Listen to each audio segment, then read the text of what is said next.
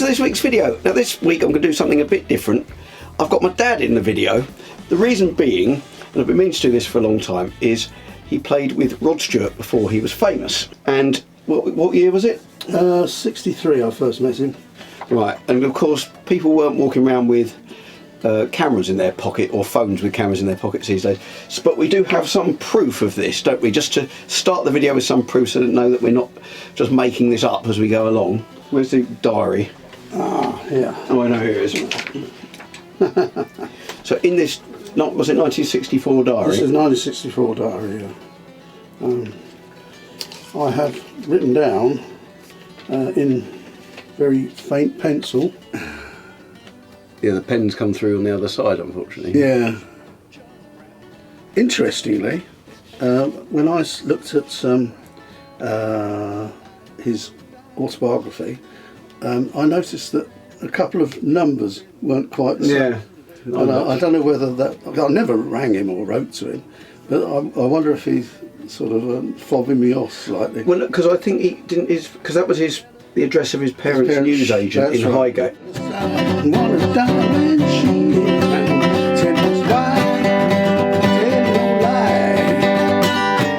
But yeah, Rod Stewart, 503 Archway Road, Highgate, London, N6, and then his phone number. That must be the exchange, is it? Yeah, NOR, isn't it? NOR.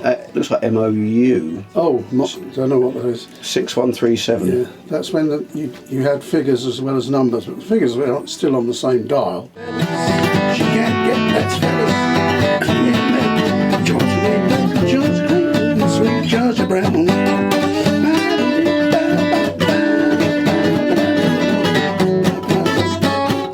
So this all happened before I was born. Let's go from the beginning then. Right, well, I got into folk music, as many people of my generation did, via skiffle, which was largely the work of Lonnie Donegan.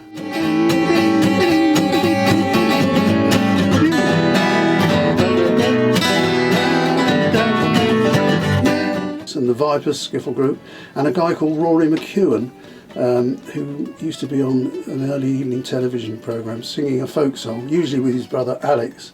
So I started going to folk clubs, in Brighton particularly, in the East Streets, upstairs from a cafe called Fuller's. Which I assume that's not there anymore, is it? Nah. Yeah, don't look for it now. Don't look for it, it's not there anymore.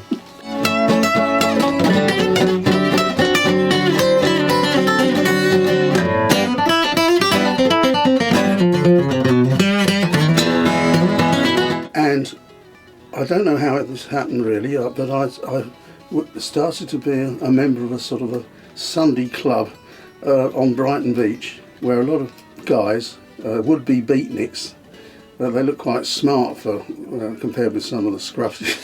So what were beatniks then? What would be the sort of equivalent now? Beatniks, not your hipsters with the buns and the... Yeah, no, they were just long hair basically and slightly scruffy clothes, and they loved playing the guitar. Anyway, there's a bunch of us there, and we would jam rather mournfully at a bit of actual songs, and sometimes a little bit of blues crept in. So the folk and the blues were what was the sort of popular idioms of this group. C'est une chanson qui nous ressemble, moi qui t'aimais, toi qui m'aimais. Then anyway, one day it suddenly went up a league, a quantum leap you might say. This tall chap with a real mod hairstyle, and before I even knew his surname, he was known as Rod the Mod. And he turned up and got out of his case a rather nice jumbo guitar. It wasn't a Martin or a Gibson, it was something like a Hagstrom or a Harmony, and started playing a bit of blues. He didn't seem to know many chords or anything, but then he produced this amazing machine with a harmonica attached to it, and he played that as well as the guitar. And I thought, well, that sounds good. It had a really nice soulful sound. What's so like a harmonica cradle thing? That's right. I've never seen one before. But Bob Dylan, had he used one by that point? Well, he certainly played it in the records. Yes, I'm sure he did, playing the guitar at the same time. He then played this number, the number from Dylan's first album, Man of Constant Sorrow.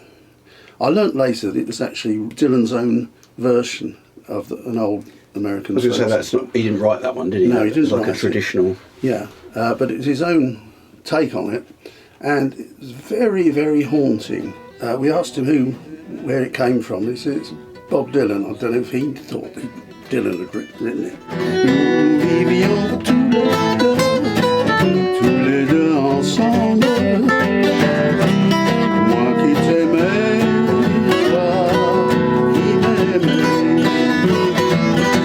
I knew, with hindsight, you can say, I could see he was going to be an international millionaire pop star, rock star, but I didn't feel that. I just thought, this bloke is bloody good.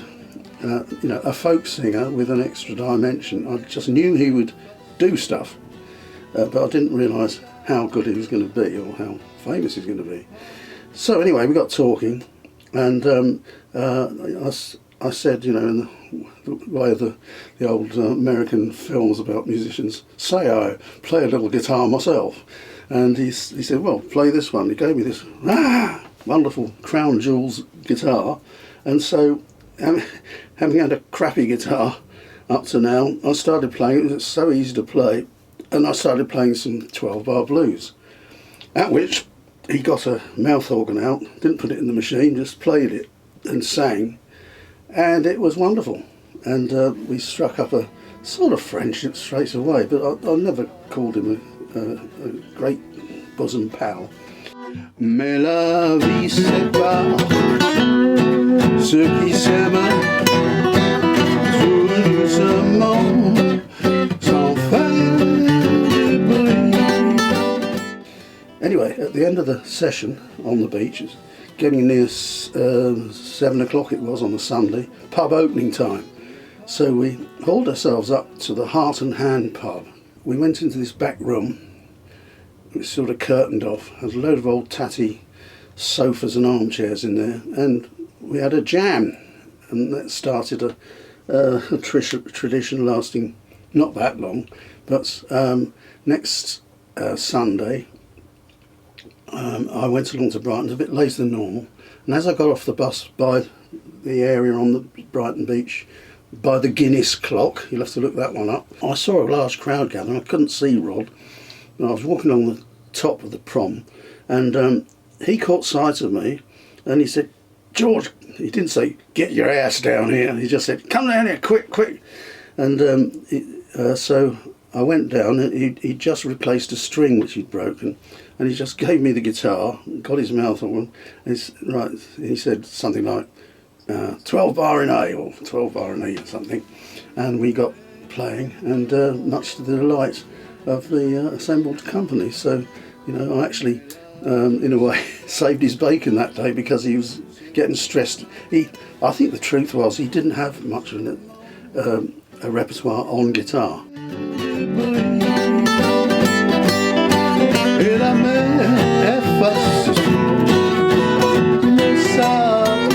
Anyway, once again, went up to the Heart and Hand. He drank pints of Guinness. Don't know what I drank, bitter I expect. In halves probably, no in my pocket. And finally said, again, he'd have to be going back to London. So he was just coming down weekends. For the day? Yes, like quite a few kids of that age and time. He was like a weekend beatnik. He liked the idea of being a beatnik.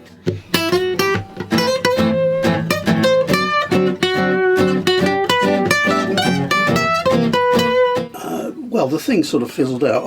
I was on the verge of going to France prior to going to university, Cambridge. And I was working, I'd left school, I was working in the record shop in Worthing called the Record Centre. So I know you've told me this story before about working in the record shop as the young hip Saturday boy who was supposed to have their finger on the pulse. So yes. Go on, tell us that one. Well, actually I was full time Saturdays as well, half day Wednesday. I was the sort of token teenager who must know everything about pop music. And so what would happen on Monday or Tuesday of a week, sample records would arrive, and these were going to be released. This is an early indication I had of how manipulated we all are. They would send the records to a record shop, strict instructions, don't play it to the public, and you put the order in on Wednesday, and the records would come in on Friday, ready for the big sale on Saturday, when of course they'd have been plugged on Radio Luxembourg in those days, and some other radio stations, not Caroline, that wasn't around yet.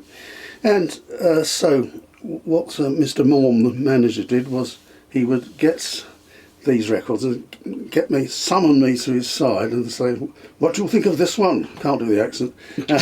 And so he'd play them to me, and I would say yes, no, maybe, and even suggest how many you should get in. Well, when the new Beatles record, already it was all taking off, I would say, oh well, 50 boxes of 25. That was easy. But certain new sounds I didn't like. Being a folk singer, I didn't think much of certain records. House of the Rising Sun, I knew Bob Dylan had done it, and when I heard this version with a horrible bloody organ on it and things, I said, no. So that's the Animals version? That's the Animals.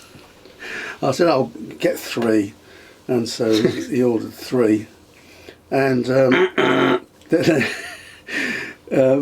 there was Dave Dozy, Beaky McIntitch. I said, oh, who the hell's going to buy a record with a band of that? No, forget it, don't get any.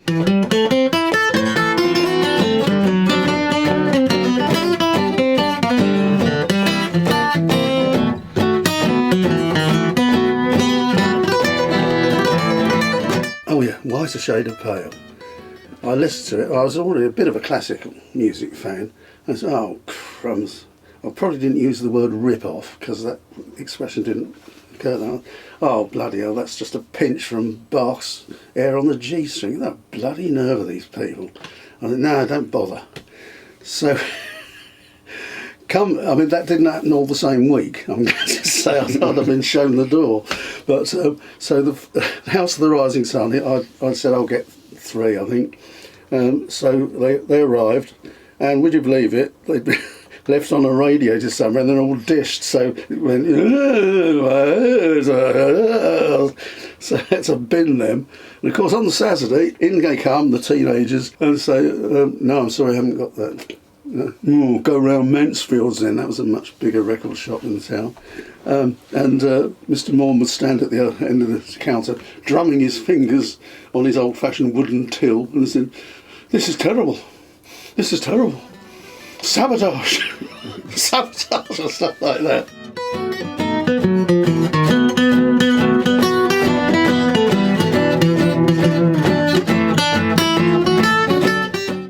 So I was not exactly very good at selling them. To redress the balance though, you did make one prediction once that I thought you were wrong. Yeah. When we went to see Eric Clapton, I think it was 91. Yeah. And he was at the Brighton Centre, so it was the first day of his tour, I think the first date of the tour. Yeah. And it was the first time, I think, this might not be completely factually correct, but I think it was the first time he played Tears in Heaven live, and it might have even been before the famous Unplugged thing, because I certainly didn't know the song. No. And he got the acoustic guitar out and played it, and at the end you went, that's a hit, and I was like, I'm not sure. And you were right on that one. No, Yes, I wasn't. for once. There we go. Yes, you're right there, yeah.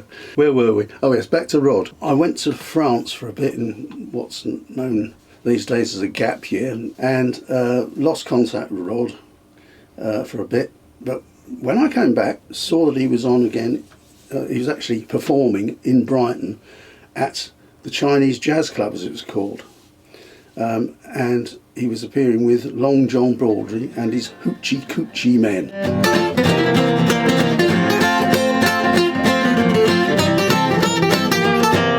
It was very good. He was second string to Long John Baldry. He was even taller than Rod. And they both had this sort of mod hairstyle, back combed. And I had quite a chat with him in in the interval, and you know, he let me buy him a drink. Yeah, we had quite a chat. Oh, and this is when he wrote his name, address and phone number in my 1964 diary. I was going up to Cambridge in October '64, and he said, "Oh, let me give you my number," and he wrote it in pencil, with this pencil. Vaguely interesting other names and addresses in here. I have, first of all, the autographs of Robin Hall and Jimmy McGregor. That might not mean much to you, but anybody my age will say, "Oh yeah, I remember them." Up here, I don't know if you can see it, but that's Jimmy Witherspoon. Oh, is it? Yeah, very famous blues Yeah, I know singer. Jimmy Witherspoon is that one. Oh. And while you're there, on the right, that's his tenor sax player, I think was quite well known. Rudy Jones, tenor sax. Yeah. So, you know, there's the sort of folk blues bit, right? And then, right at the back, Accabilk. yeah, cheers, Accabilk. There you are. You see the full motion from, you know, sort of quite classic folk to jazz via blues.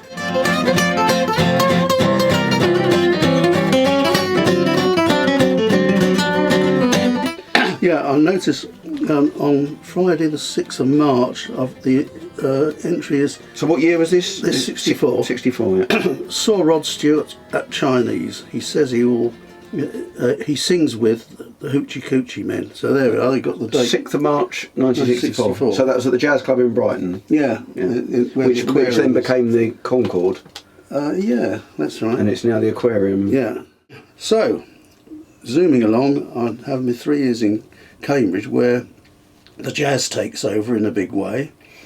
I end up like Whiz Jones busking in the streets of Saint-Tropez, but with a 6-piece jazz ensemble, which included a guy called Russell Davis, who was my roommate at Cambridge, and he's now the chairman of Brain of Britain, the quiz on Radio 4. Oh, was he? Oh, I didn't know it. Yeah. Because he wrote in the... Was it the Telegraph? Yes. Wrote in for a long time? Yes. And lots of other papers. Yeah. And also the guy who became the professor of music at Liverpool University, a guy called Robert Orledge. Oh, by the way, on that tour, the trip, I actually shook hands with Louis Armstrong, to pronounce it correctly, when we were given free admission to the concert he did at Juan-les-Pins, in return for publicising the concert by being in the back of a lorry going round the town playing Louis Armstrong numbers. So I actually shook the hand before he was whisked off by his protectors, minders.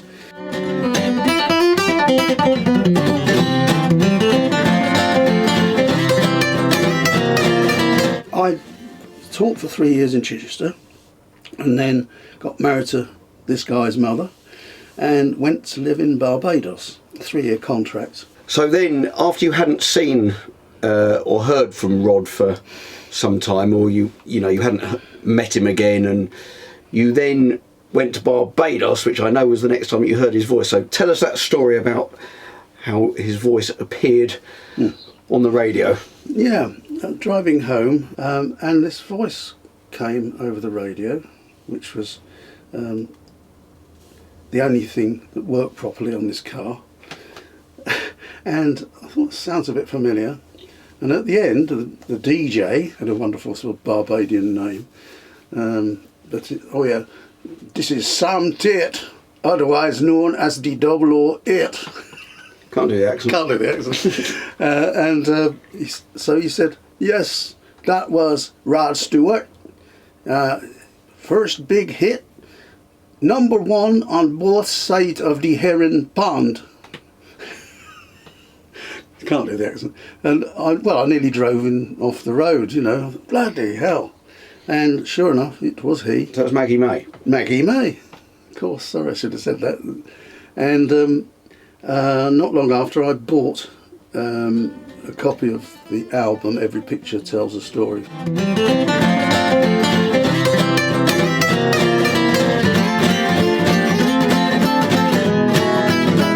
So, and that was the last I ever heard of Rod, apart from what everybody else has seen since, you know, worldwide acclaim and all the rest of it. But I've never sort of, apart from just for a bit of fun, conversation started. I don't walk up to people and say, "Yeah, you know, I used to busk with Rod Stewart on the beach." I've never thought to contact him. Partly because I think it's probably impossible, partly because, well, what's the point? And I certainly don't begrudge him his success. He plays the sort of music I can listen to, but it's not sort of stuff I'd ever want to play.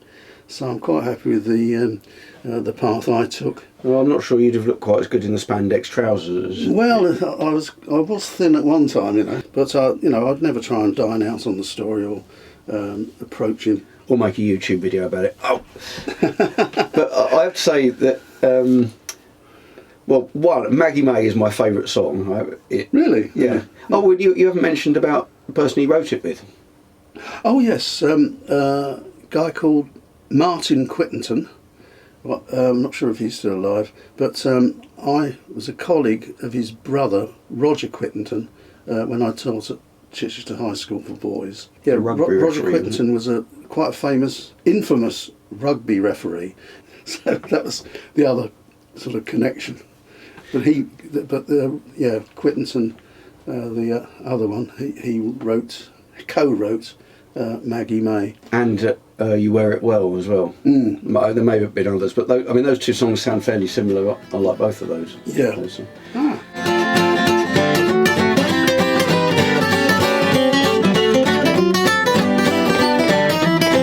Well, and the other thing, I mean, I saw Rod Stewart at the O2, it must have been at least 10 years ago now. Mm. And I have to say, I've been to quite a lot of gigs at the O2, including Paul McCartney just before Christmas, which was brilliant. But actually, one of the best gigs out of all of them was the Rod Stewart one, and partly because he just literally, he sung the tune. He just did it, and his voice was really good then. I know because he'd had throat cancer and stuff, and he'd learnt to sing again, but his voice was a bit more like it was in the 70s, because there's lots of it in the autobiography in the sort of 80s and stuff. He used to blow out his voice, and he was on, they were giving him steroid injections or cortisone injections or something every night so he could get through the show, and that's why he looks all bloated and puffy in these things. It was the side effects of the drugs that he was having to use until he got in-ear monitors, which he reckons saved his career, because he could then hear himself and not have to shout over the band every night. Right. But it was one of the best gigs I've seen at the O2, and I have to say, and it still puzzles me now, is there were more drunk people at that gig than any other gig I've been to at the O2. There were people, mainly in sort of suits, looked like they come straight from work, falling over in the bar area. Oh dear. Like nothing I've ever seen. I mean, I've been to loads of stuff, those big, as I saw Paul McCartney there, I saw Prince there, Stevie Wonder, I saw the Eagles up at a similar venue in Manchester. Nothing like that. It was all quite sensible. The Rod Stewart gig, everyone was drunk. It was unbelievable. You weren't, though. Well, I might have been. Well, no, I did back then. Oh, So I might have been. I can't remember. Well, if I can't remember, I probably we'll was. draw a veil over it. Yeah. I got the blues from my baby with right steps, years and day. Ocean line and she gone so far away. When I first heard him sing live, he certainly had charisma and lots of it, and I'm not surprised when he got as good as he did. I suppose I'm a bit surprised he got that stratospherically successful, but you know, what the heck. That's my Rod Stewart story. Yeah. Oh, well, thanks for that. You're very welcome. Well, I hope you enjoyed the video. I bring out new videos at 7 PM UK time every Friday.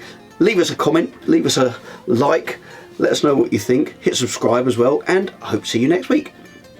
Sitting there, I'm looking at my back door, I'm wondering which place to go. Oh, the night so crazy bad, she don't want me no more. Guess I'll take me a freight train, I'm feeling blue. Right on down to the end of the line, thinking only you.